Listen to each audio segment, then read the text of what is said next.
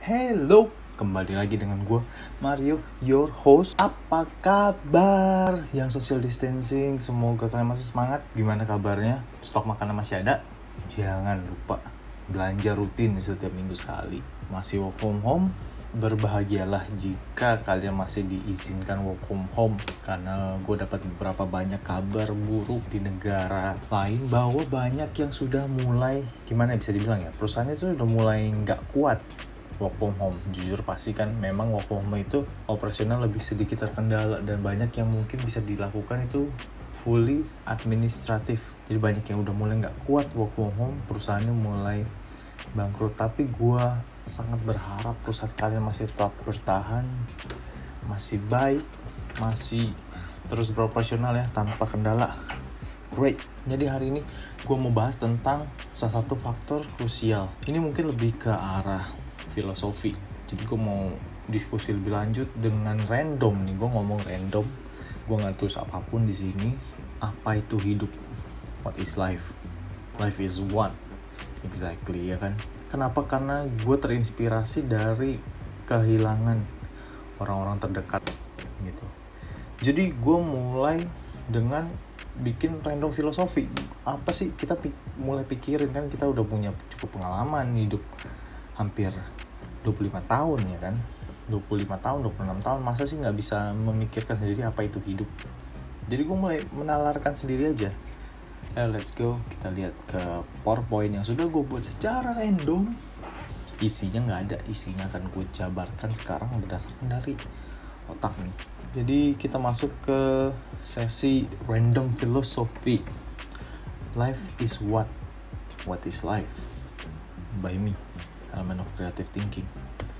Jadi gue mau tahu, jadi apa sih itu life? Apa sih itu hidup?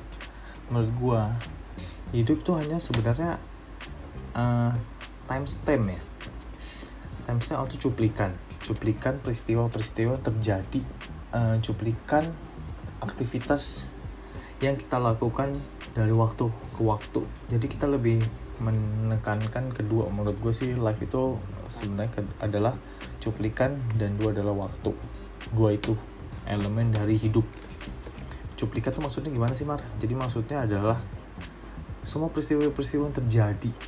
Misalnya yang terjadi dalam hidup gue, dari gue bangun, buka mata pertama kali, atau bernafas pertama kali, sampai gue mati nanti, sampai kita mati nanti, itu adalah hidup seorang manusia atau hidup seorang Mario, dari gue lahir sampai gue menghentikan nafas. Itu mungkin menurut banyak orang, tapi gue nggak berpikir demikian, karena hidup pasti lebih dari itu. Hidup lebih dari sekadar manusia hidup pertama kali, bernafas pertama kali sampai di mereka mati. Itu lebih dari itu. Hidup manusia itu sebenarnya lebih, selain cuplikan, selain pengalaman yang diberikan oleh seseorang sehingga menciptakan hidup, itu lebih ke arah dua. Sebenarnya hidup tuh ada dua perspektif. Perspektif menurut gua, dari mata gua, dari orang pemeran utama, itu adalah perspektif gua, perspektif subjeknya.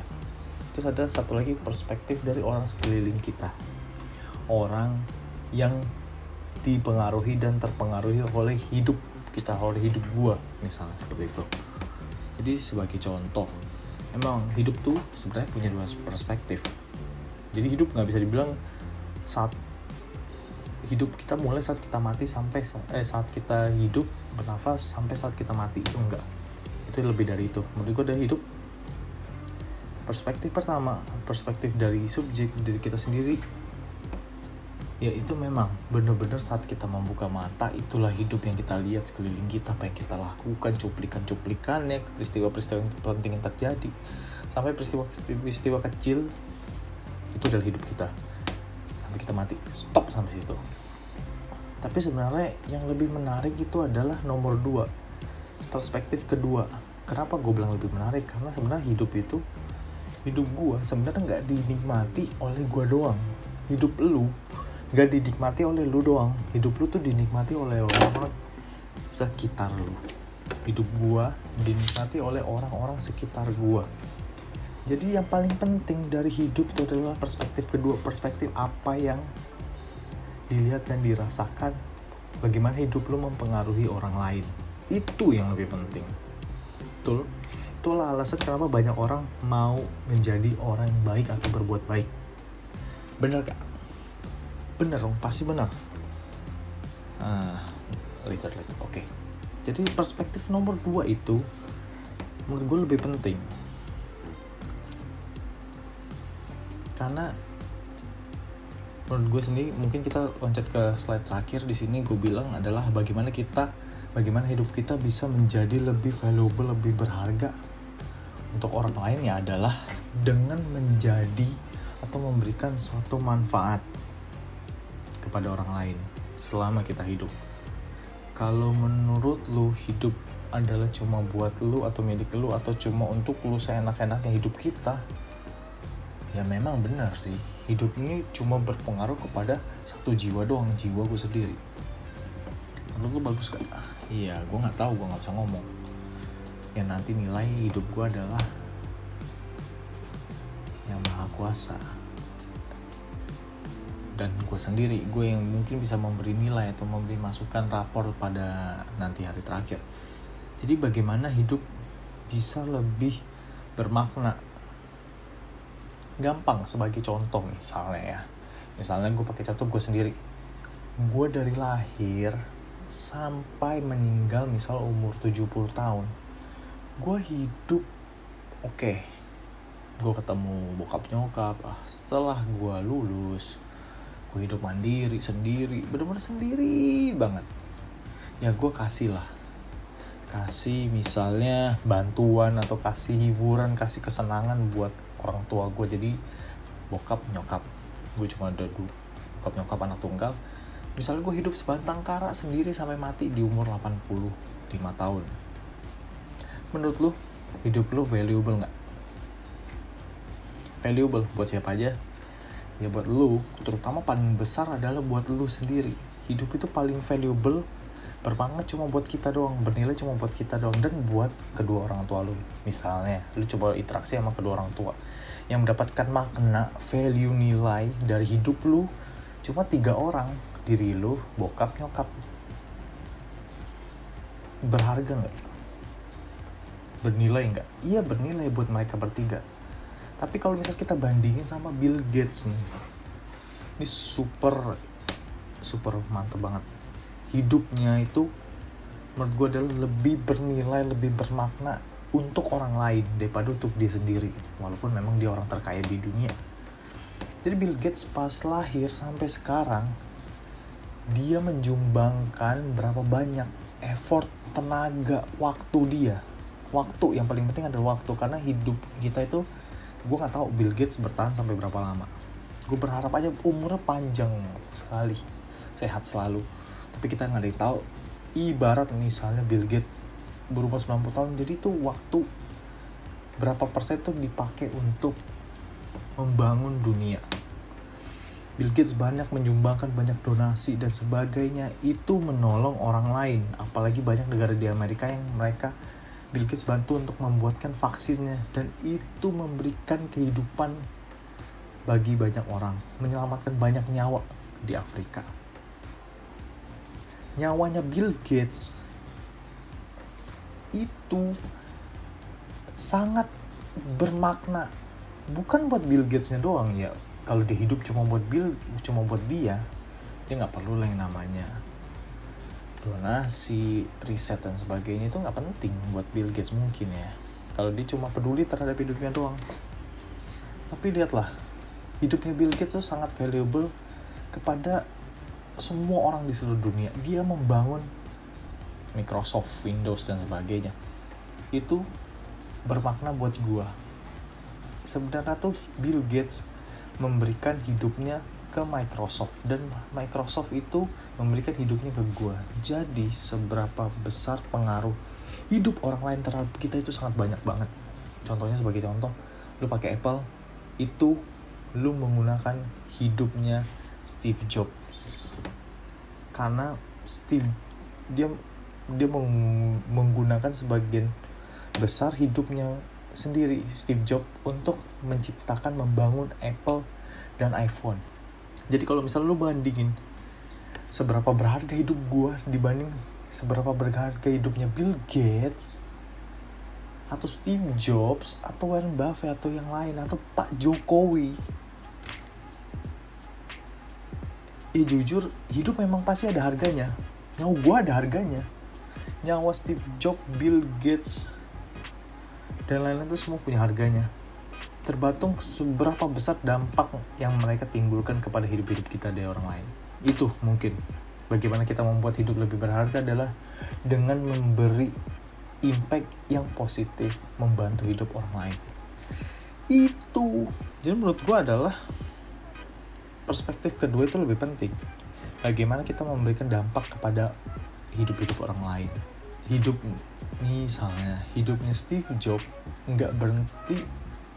Kalau menurut perspektif kedua perspektif dua, hidupnya Steve Jobs itu nggak berhenti sampai dia mengembuskan nafas terakhir, nggak.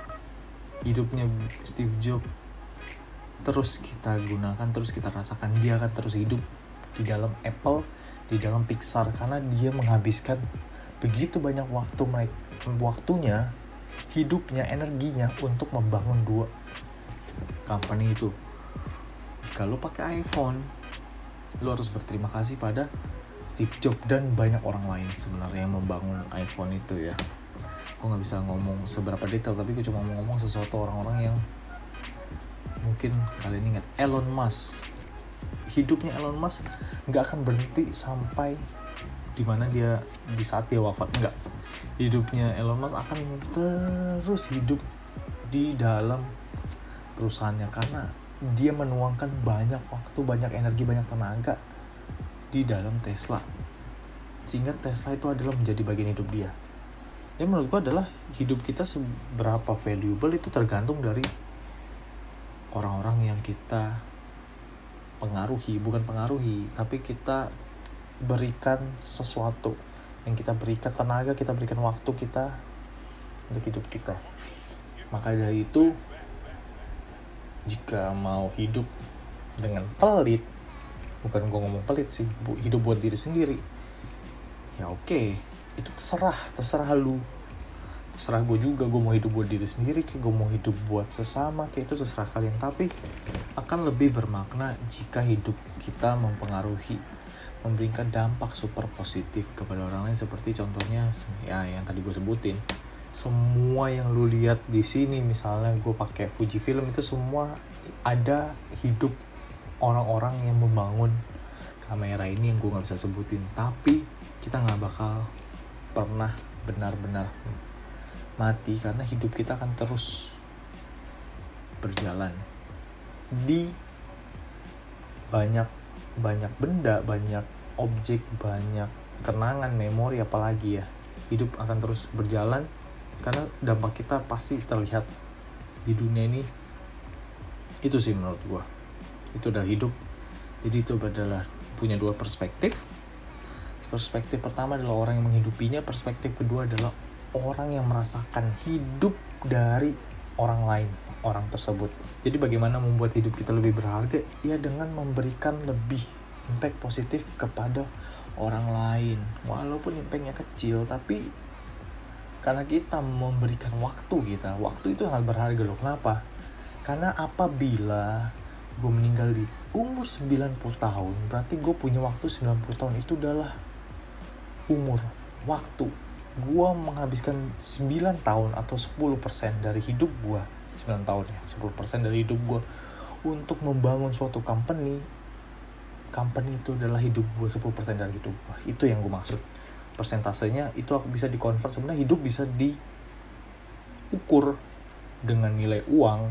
Sebenarnya bisa kalau mau dihitung. Tapi buat apa? Yang penting kita tahu valuable-nya seperti apa. Mungkin itu dulu, nggak usah lama-lama. Thank you for watching. Gue lagi stres, tapi it's fine. Gue akan terus memberikan hobi gue, kesenangan gue, passion gue kepada kalian. Jadi ini menurut gue adalah apa itu hidup. Semoga bermanfaat. Ingat, ini bukan fakta. Ini cuma philosophical thinking, random filosofi yang gue pikirkan, mungkin benar, mungkin kalian setuju. Jika kalian setuju, jangan lupa komen setuju ya guys. Thank you for watching. See you on the next video. Stay safe, stay healthy, stay happy. Bye bye.